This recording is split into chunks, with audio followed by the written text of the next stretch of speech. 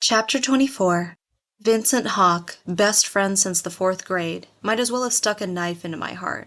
Not only was he going to step foot inside of Java heaven that very afternoon at 4:30, he was going to hang out there and do crafts.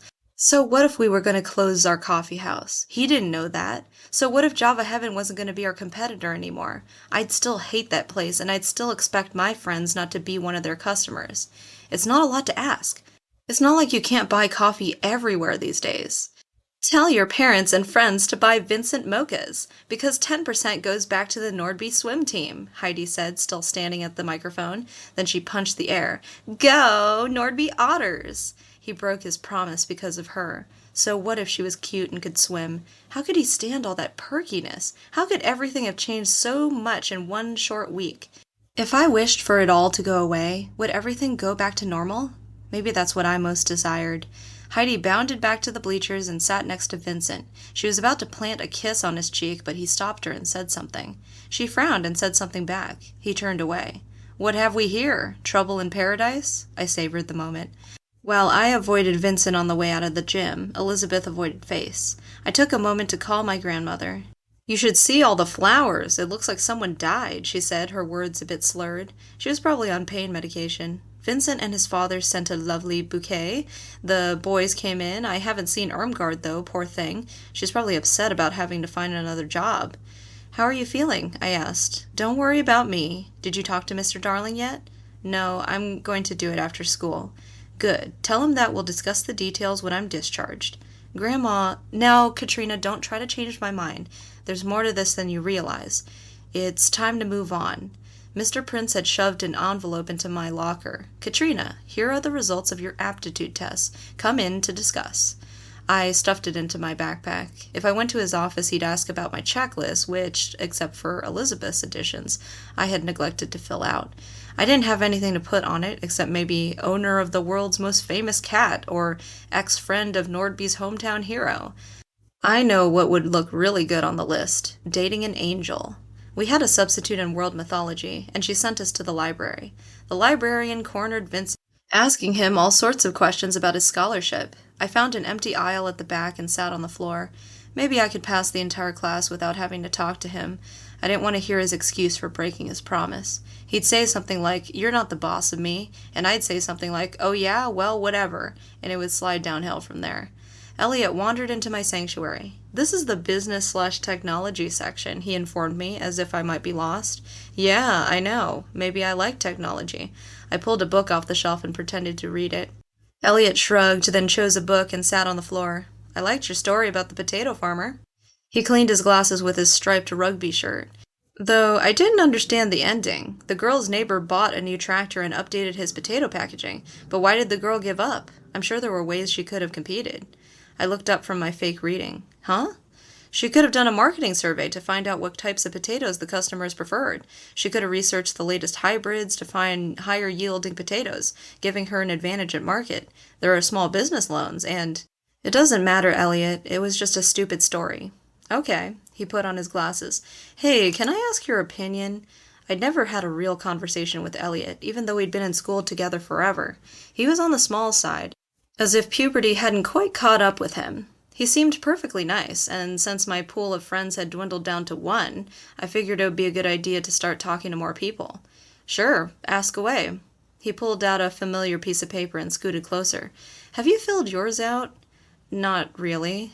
Mr. Prince said that even though my grades are stellar, I need to join a few more clubs. So far I have chess club, French club, and robotics club. Do you have any suggestions? You're asking the wrong person. I don't belong to any clubs. What about your friend, Elizabeth? She's not into clubs either, but she takes a bunch of classes at the community center. Oh, what about this section? Skills and talents. I wrote computer programming, digital photography, and auto engineering. But Mr. Prince said I needed to broaden the list to make it look more rounded. How do I do that? Again, you're asking the wrong person. I'm so clueless he made me take an aptitude test. How'd you do? I don't know. I pulled it from my backpack. I'm kind of afraid to look. Why? I probably flunked. I'm not good at anything, really. You can't flunk an aptitude test. Elliot held out his hand and wiggled his fingers.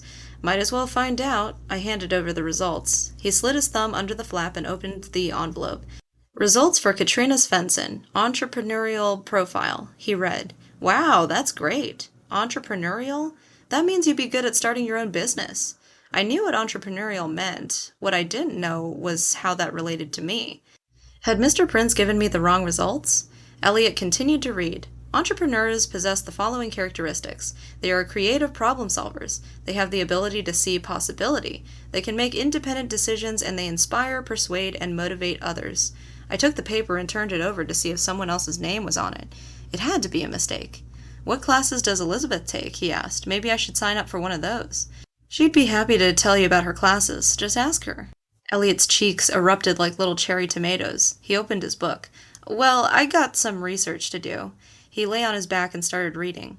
I lay on my back and read the test results over and over. What sorts of problems had I solved? Who had I ever inspired? Did I ever see possibility, or was I always looking at my life with a loser mentality? When the bell rang, I made sure that Vincent stayed well ahead of me in the hallway.